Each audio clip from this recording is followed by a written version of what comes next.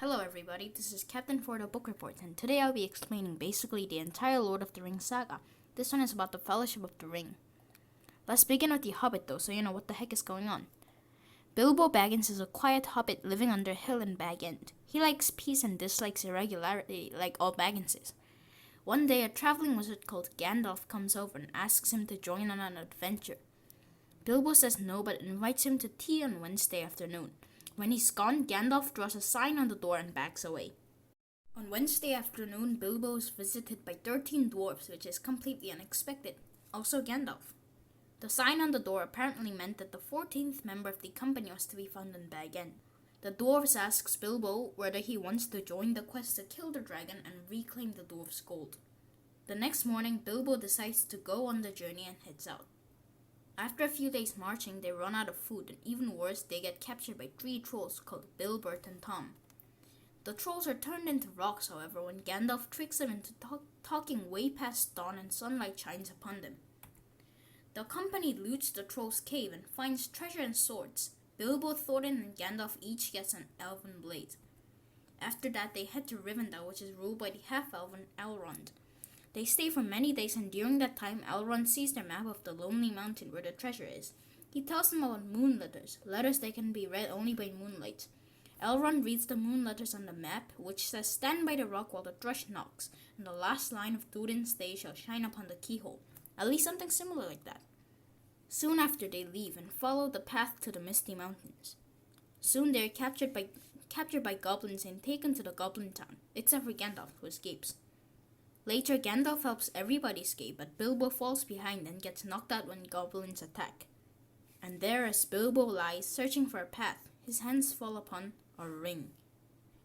After that, he meets the creature Gollum and does riddle games in the dark. The rest is not really very important to the Lord of the Rings. The most important part is Bilbo finding the ring, so let's get on with the Fellowship of the Ring. It's Bilbo's 111st birthday party. He invites everyone. Then, after announcing that he is going away, he vanishes. He reappears in Bag End. He leaves on a journey and tells Gandalf to take care of his nephew Frodo. He leaves Frodo the ring, which turns the wearer invisible. Soon after, Gandalf discovers that the ring is the Ring of Power, forged in the fires of Mount Doom by the Dark Lord Sauron. It can be unwrought only in its birthplace, Mount Doom, which is all the way in Mordor. Gandalf decides Frodo should travel to Rivendell first, and when Sam is spotted spying on them, he takes him too. Frodo sends Merry, his friend, to Crickhollow to pretend that he is about to move there. Then he sets out on a journey with Sam and another friend called Pippin. While they are traveling, they are chased by mysterious beings, whom they call Black Riders. When they reach the Brandywine River where Merry is waiting, they decide to go through the old forest rather than around. This turns out to be a mistake, and they get captured by an evil willow tree, and a mysterious being called Tom Bombadil rescues them. After they leave Tom, they are captured by Barrow-wights, but Tom rescues them once again, and he decides they will be safer if he travels with them, and he does so until they reach the path. Then they go to Bree, a small town run by both men and hobbits. When they reach Bree, they meet Strider, a ranger who offers to help them.